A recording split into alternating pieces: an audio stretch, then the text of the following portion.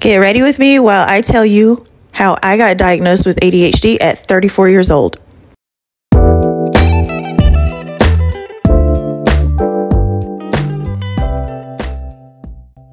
My name is Ursula and I'm a personal trainer.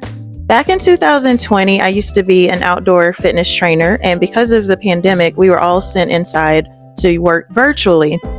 Once this happened, I was at home all of the time and I was alone with my thoughts a lot. And I sort of felt myself going off of the deep end, if you will. I was a lot more depressed, I was a lot more anxious, and I was a lot more in my head. I really couldn't get to sleep at night because I was always just thinking.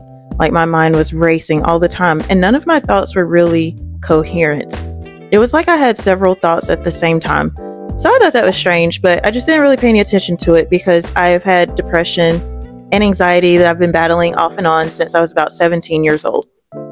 So once the world started opening up again and we started going back to work, I noticed I couldn't really function at work. We were back outside and I just did not enjoy what I was doing anymore because I was so exhausted from thinking all the time. I always had something on my mind, and probably about a year later, I ended up quitting that job and started working on my own from home. I thought that was the solution. I was very wrong. I was even more in my thoughts at home. My self-esteem was dropping and I was extremely anxious, and this was just really terrifying for me, knowing that I'm in my 30s and I felt like I just did not have anything to live for. Growing up, I was really nerdy and a bookworm. I was the smartest kid in school. I was voted smartest in elementary school. I made straight A's until 10th grade when I made my first B. And I was just a borderline genius, a prodigy, if you will. And I never thought to ask anyone ever if I was neurodivergent or if maybe I had some sort of mental disorder or disability because I was so smart. I ended up going to Governor's School for Science and Mathematics, which is always in the top 10 schools in the country. I graduated from college and I ended up working. I had a degree in public health and a minor in biology. So I was, the genius that you always see in college that makes the really good grades and has a really good life. So I never thought to say, hey, maybe something's going on in my brain that makes it not work like other people's brains work. So for the longest, I just kind of dealt with, how I think and how I behave and just chalked it up to being a nerd. Fast forward back to the pandemic time, I've graduated from college. I have a job working in personal training, which I love. And now all of a sudden, I feel like I can't do it. My self-esteem was dropping. Everything I tried seemed to fail. Sometimes I couldn't get out of bed in the mornings. I wanted to get out of bed, but I just couldn't get myself to do it. And I just thought that was very strange. I was wondering if anybody else ever dealt with this.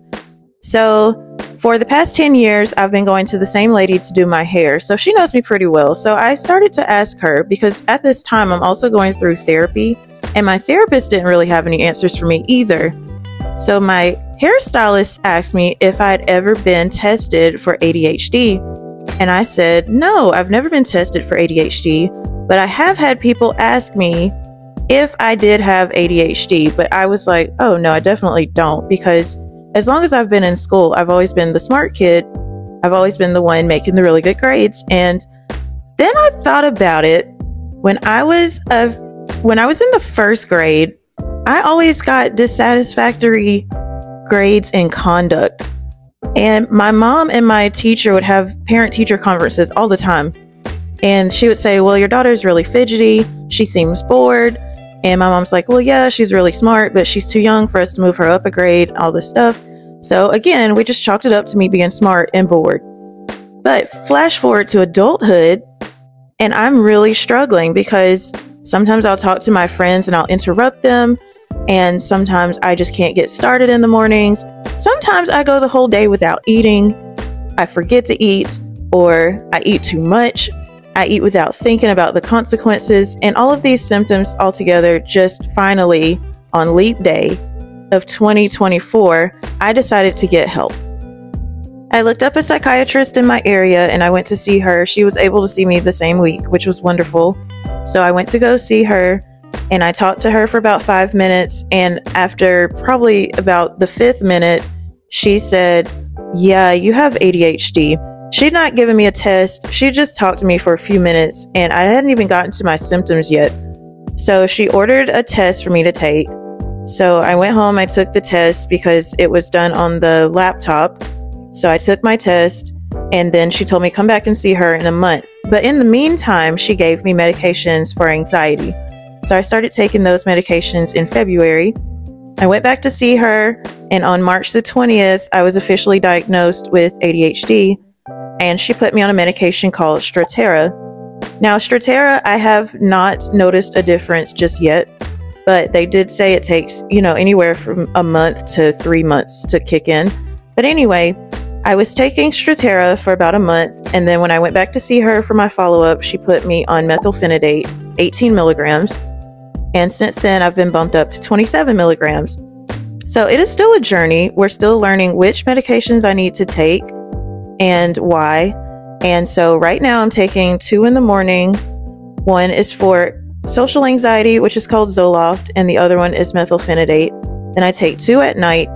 One is Strattera, and the other one is hydroxyzine, which is for anxiety and also helps me get to sleep, which is really good for me. My initial reaction to finding out I had ADHD after going over my test results was relief and then complete sadness. I don't know if the sadness was because something was, quote, wrong with me. Nothing's wrong with me, but that's what you first think when you hear disorder. But also the sadness of who I could have been and my potential that may have been wasted by not knowing that I had this disorder my entire life. Because when she was asking me about my symptoms, she asked me when I first started noticing them or how long I've been experiencing them. And I told her that I have experienced them my whole life. Like, it has taken me time to get started. It just became noticeable during the pandemic because we had so much free time and we were just alone and we were out of our routines. So I always tell people that whenever you get out of your routine and you start noticing things about your mental health that may be different, definitely go get that checked out because it could be something you didn't notice because you were so busy before. And that's what happened to me. So some of the weird symptoms that people don't really think are associated with ADHD, but they are. The main one for me was executive dysfunction, which just, in a way, it just means like you want to get started on your work, but you just can't get yourself to get up and do the work. So you just kind of sit there and chill for a while screaming at yourself internally to get the work done. That was my main one. But another one was I wasn't sleeping very well. My self-esteem was very low. I was having trouble making decisions, and just the food was really hard for me. So some days I wouldn't eat the whole day, or I would eat a lot and then like hate myself for it later. I just had a lot of internal symptoms. So a lot of people think it's just you staring into space and like tapping your finger or clicking your pen over and over, but that's not all that ADHD is. For me, it was just simple things like not drinking water or not having enough effort to get up and brush my teeth or take a shower. So things like that. Moving forward with this diagnosis has been difficult for me because I am still grieving. I know it's not the end of the world, but it did kind of hit me hard because now I know that my life has changed. Now I'm taking medication every day, whereas I was not taking anything for any reason before.